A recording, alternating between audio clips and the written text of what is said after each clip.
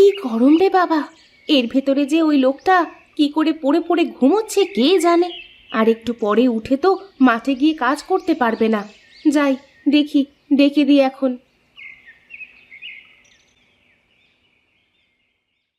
ওগো ওঠো, বেলা কত হলো সে খেয়াল কি তোমার আছে?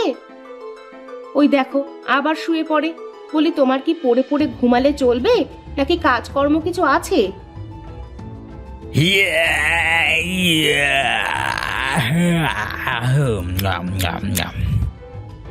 বলি কাজ কাম বাদ দিয়ে এভাবে পড়ে পড়ে ঘুমালেই কি চলে যাবে নাকি? ওহ, কি গরম রে বাবা! ঘুমটাই তো হলো না ভালো করে। বাহ, কি সুন্দর কথা! এত গরম যদি লাগে তাহলে কি কেউ শুয়ে থাকতে পারে? আরে ঘুম না পুজলে মানুষ পড়ে থাকা ছাড়া আর কি করতে পারে বলো দেখি গিন্নি। হয়েছে, তোমার বক্তব্য শোনার সময় নেই আমার। যাও, উঠে কিছু মুখে দিলে দিয়ে মাঠে যাও। আর একটু পরে তো মাঠে গিয়ে কাজ করতে পারবে না।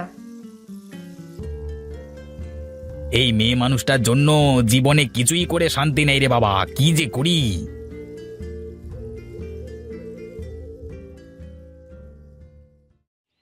আহা, বাতাসটা কি সুন্দর ঠান্ডা, গায়ে লেগে প্রাণটা জুড়িয়ে যাচ্ছে।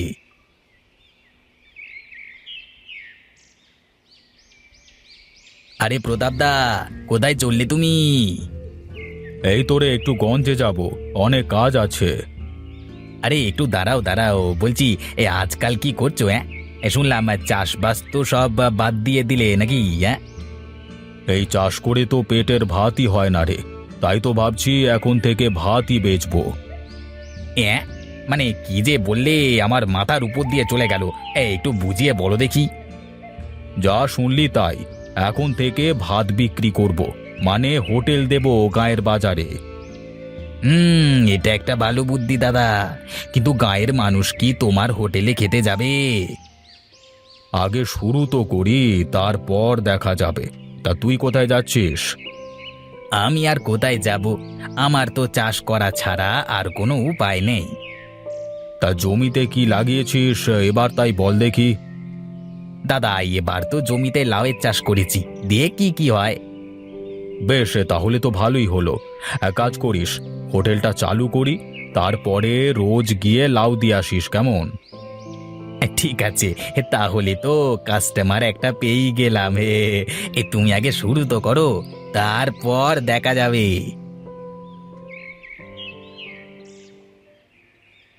বাপরে বাপরে বাপ, দুদিনেই কি পরিমাণ ঘাস হয়েছে জমিতে! উফ!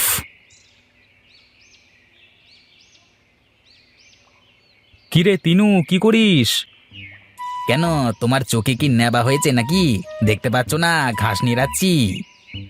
হেই না না, মানে এভাবে বসে কত মানুষ কত কিছুই তো করে, তাই বললাম আর কি।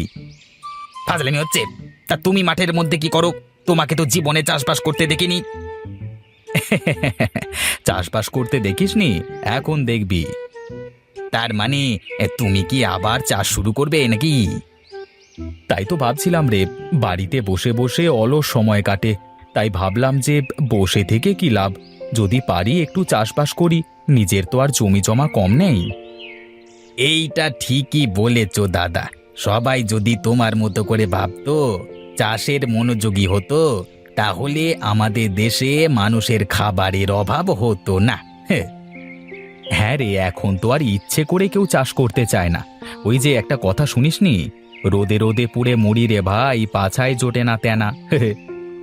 সত্যি দাদা, চাষিরা তো এভাবেই মরে, দিন রাত খেটে মরে, কিন্তু বাবুরা বসে বসে মজা মারে। যাই হোক, তা বল দেখি কি চাষ করব? আমার তো চাষের কোনো অভিজ্ঞতা নেই রে। তুমি চিন্তা করো না দাদা, এক সময় বসে তোমাকে সব বলবো। সব জমিতে তো আর সব ফসল হয় না। বেশ, তুই তাহলে এক সময় আসিস, আমি এখন গেলাম রে।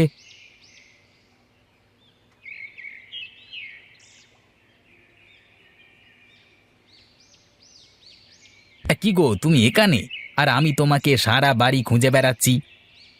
বাহ, আমাকে আবার তুমিও খোঁজো? এটা তুমি কি কথা বললে? সব সময় খোঁচা দিয়ে কথা বলা তোমার অভ্যেস হয়ে গেছে। ওই দেখো, তোমার সাথে কি একটু রসিকতাও করতে পারবো না নাকি? তুমি রসিকতা করো নাকি সিরিয়াস বলো, এই বোঝা বড় দায়। মনের মানুষ হয়ে মনের কথাই যদি বুঝতে না পারো, তাহলে তুমি কিসের মনের মানুষ গো? তুত্তেরিকা, নিজের মনের কথাই তো বুঝতে পারি না, সেখানে আবার তোমার মনের কথা বুঝতে গেলে তো সংসার ধর্ম বাদ দিয়ে সন্ন্যাসী হয়ে যাওয়া লাগবে গো। আমি দেখি কাপড়গুলো শুকাতে দিই, তুমি গোসল করে আসো, আমি গিয়ে খাবার বাড়ি। খিদে লেগেছে বলি তো খুঁজে বেড়াচ্ছি তোমাকে। যাও গিয়ে খাবার রেডি করো, আমি দুটো ডুব দিয়ে চলে আসবো। ঠিক আছে, আসো, আমি তাহলে গেলাম।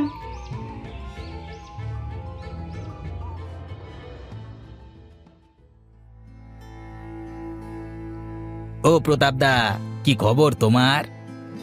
আরে তিনু যে, আয় আয় ভেতরে আয়, বস রে। কোথায় যাচ্ছিলিস তুই?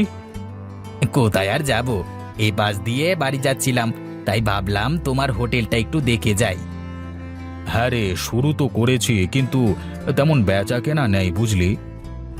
আমি কিন্তু তোমাকে আগেই বলেছিলাম দাদা। আরে পাগল, সব কিছুতেই তো রিস্ক থাকে, রিস্ক না নিলে কি কিছু করা যায় নাকি? হ্যাঁ, তা অবশ্য ঠিকই বলেছ দাদা, কিন্তু অবস্থা তো খুব একটা ভালো না, একটা খরিদ্দারও তো নেই গো। আস্তে আস্তে হবে রে, শুরু যখন করেছি শেষও আমিই করব। হ্যাঁ দাদা, লেগে থাকলে কিছু না কিছু হবেই, তবে এর জন্য অনেক কষ্ট করতে হবে। কষ্ট তো করিয়ে যাচ্ছি, দেখি শেষমেশ কি হয়। দাদা, দেখলাম ইলিশের ছবি তোমার সাইনবোর্ডে। হ্যাঁ রে, এখানে পদ্মার টাটকা ইলিশ পাওয়া যাবে, মানুষ টাটকা ইলিশ খেতে চাইলে তো আমার কাছে আসতেই হবে। ও হরি কাকা, হে রান্না করছো নাকি গো?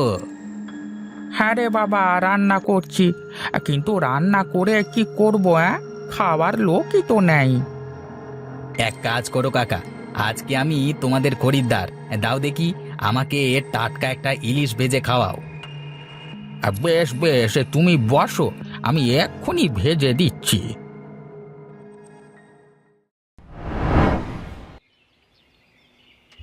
হায় হায় রে, আমার এই কি সর্বনাশ হলো রে, এখন আমার কি হবে? আমার সাথে কেন এমন হলো? সব দোষ ওই বীজওয়ালার, আমি ওকে ছাড়বো না। কিরে তিনু, এভাবে বসে আছিস কেন? আমার সর্বনাশ হয়ে গেছে দাদা, আমার সব কিছু শেষ। কেন রে, তোর আবার কি হলো, আমাকে বল দেখি। দেখো দাদা দেখো, জমিতে কেমন লাল রঙের লাউ ধরেছে, ওই বেটা বীজওয়ালা আমাকে ঠকিয়েছে। এত টাকা পয়সা খরচ করে, এত কষ্ট করে, এখন যদি এমনটা হয়। লাল লাউ?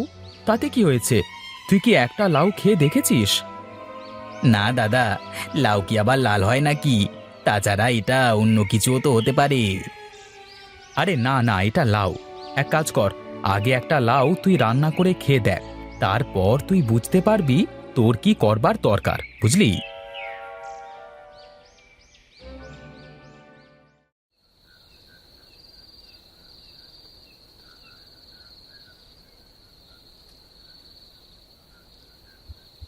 দাদা, কেমন লাগছে তাই বলো দেখি। হুম, অসাধারণ অসাধারণ, আরে তোর লাউয়ের কোনো তুলনা হয় না রে তিনু, আর তোমার হাতের রান্নাও ভালো হয়েছে মালতী। দাদা, এমনিতেই এই লাউয়ের স্বাদটা একটু বেশি মনে হলো। হ্যাঁ, তা তো খেয়েই বুঝতে পারছি। আচ্ছা তিনু, একটা কাজ করলে কেমন হয়? কি কাজ দাদা, বলো তো শুনি। আরে এই লাল লাউ তো তোর কাছে ছাড়া আর কারোর কাছে নেই, যদি আমার হোটেলে লাল লাউ আর ইলিশ বিক্রি করিস, মালতী আর হরি কাকা রান্নার কাজ করবে, আর আমরা এই দিকটা সামলাবো। বাহ, খারাপ বলনি দাদা, কিন্তু কিভাবে কি করা যায়? কিভাবে কি রে পাগল, এখন থেকে দুজনে মিলে হোটেল চালাবো, যা হবে দুজনে ভাগাভাগি করে নেব। এ তো খুবই ভালো কথা দাদা, আমি তো আরো ভয় পাচ্ছিলাম যে আমার এই লাল লাউ বোধহয় সব ফেলে দিতে হবে। পাগল ছেলে, তাহলে কিন্তু কাল থেকে আমরা শুরু করব। ঠিক আছে দাদা, তুমি যা বলবে তাই হবে।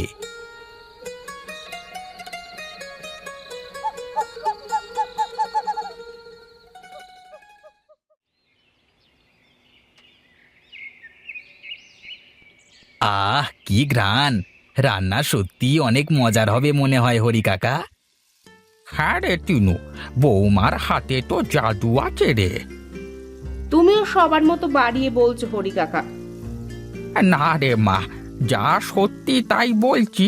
তোর হাতের রান্না যে একবার খাবে সে নিজের হাত পর্যন্ত চেটে খাবে। তোমরা রান্না করো, হ্যাঁ, আমি একটু ওদিকটা দেখি কি অবস্থা। কি দাদা, তুমি এখানে দাঁড়িয়ে কি করো? যাও যাও, ভেতরে গিয়ে বসো। ভেতরে গিয়ে কি করব? লোকজন তো কেউ আসে না রে। আরে অত চিন্তা তোমাকে করতে হবে না, যাও তুমি একটু তোমার চেয়ারে গিয়ে বসো। কই রে তিনু, দে দেখি তোর বিখ্যাত লাউ আর ইলিশ দিয়ে খেতে। আচ্ছা দাদা, বসো তুমি, আমি এক্ষুনি খাবার নিয়ে আসছি।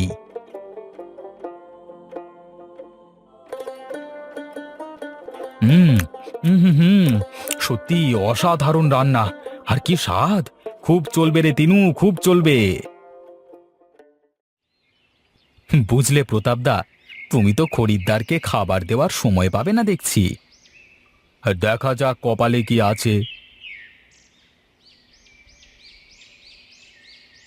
এতেও তো কোনো লাভ হলো না রে তিনু, এখন কি করব বল। দাঁড়াও না দাদা, একটু দেখো কি হয়। আরে তিনু, ওরা হোটেলের দিকে আসছে না? হ্যাঁ দাদা, যাও তুমি তোমার চেয়ারে গিয়ে বসো। দাদা, তুমি শুধু দেখতে থাকো। কই রে তিনু, একটু এইদিকে আয়, শুনে যা দেখি। ওরে, আজকের মতো তো সব খাবার শেষ হয়ে গেছে। বাইরে গিয়ে সবাইকে বলে দে কালকে আসতে। সবাই শুনুন, আজকে অল্প করে রান্না করা হয়েছে, তাই সব খাবার শেষ। আপনারা কালকে আসুন, হ্যাঁ, সবাই খাবার পাবেন। এই নে তিনু, তোর ভাগের টাকা। আজকে তোর জন্যই এত কিছু সম্ভব হয়েছে। যা হয় ভালোর জন্যই হয় দাদা। আমাদের লাল লাউ আর ইলিশের কথা এখন সারা গাঁয়ের লোকের মুখে রটে গেছে। বেশ, এখন তাহলে বাড়িতে চলে যা। কালকে সকাল সকাল চলে আসিস, কেমন?